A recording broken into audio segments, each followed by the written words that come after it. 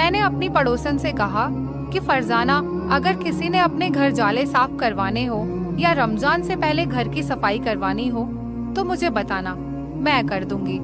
वो कहने लगी कि तुम्हें रखता ही कोई नहीं है, तुम्हें क्या जरूरत पड़ी थी। रम शास्त्री औरत पर ही इल्जाम लगता है, वो कसूरवार हो तब भी और कसूरवार ना हो तब भी। मेरी बात पर किसी ने भरोसा नहीं करना था। मैंने कहा कि मैंने चोरी नहीं की थी, उन्हें गलत फहमी हुई है। अब उन गलत फहमी का मैं तो कोई इलाज नहीं कर सकती। उस मोहल्ले की औरत ने मुझे एक घर बताया, मैं उस बाजी के घर चली गई। उसने अपनी दीवारें तक मुझसे साफ करवाई। पूरा घर मैंने 5 दिनों में चमका दिया और उसने मुझे सिर्फ 500 का नोट दिया था। मैंने कहा कि बाजी बस 500 कहने लगी तो और क्या, अपनी जान भी निकाल कर तुम्हें दे दूं। मेरी आंखों में आंसू आए थे। मैंने 500 में थोड़ा बहुत राशन लिया था जिसको मैं इस्तेमाल भी कर चुकी थी, इसी उम्मीद पर कि बाजी पैसे देंगी तो पिछले पैसे वापस कर दूंगी। मुझे तो लगा था कि वह मुझे 3000 देंगी जब 5-5 घंटे में उनके घर में काम करती रही थी, लेकिन उसने सिर्फ मुझे 500 रुपये दे दी। रमजान मुबारक का महीना आने वाला है, खुदा के लिए मेरे घर में राशन ही डलवा दो। मैं तो 1000 का उधार आटा भी ले चुकी हूँ। अब मैं 5 दिन से मुसलसल काम कर रही हूँ। आपके पूरे घर का कोना कोना मैंने चमका कर रख दिया और आपने मुझे ढंग से पैसे ही नहीं दिए।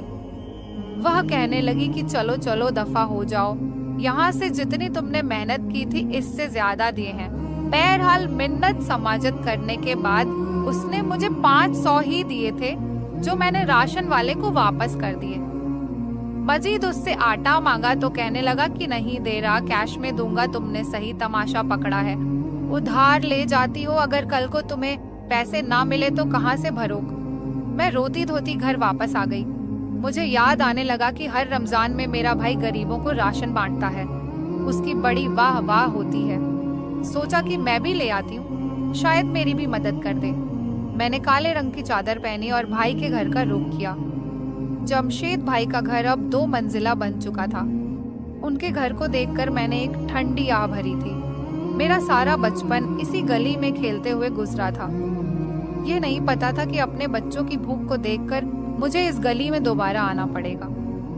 भाभी ने जब रुखसत किया था तो मेरे कान में कोई अपनी बहन के साथ ऐसा ना करे। पूरी स्टोरी के लिए कमेंट करें। हमारे भी अपने बच्चे हैं और अपने अखराजात हैं। कोशिश करना कि राशिद से ही अपनी जरूरियत पूरी करवाना। मैंने यह बात अपने पल्लू से बांध ली थी। कभी अगर मैं जाती भी तो भाभी का रवैया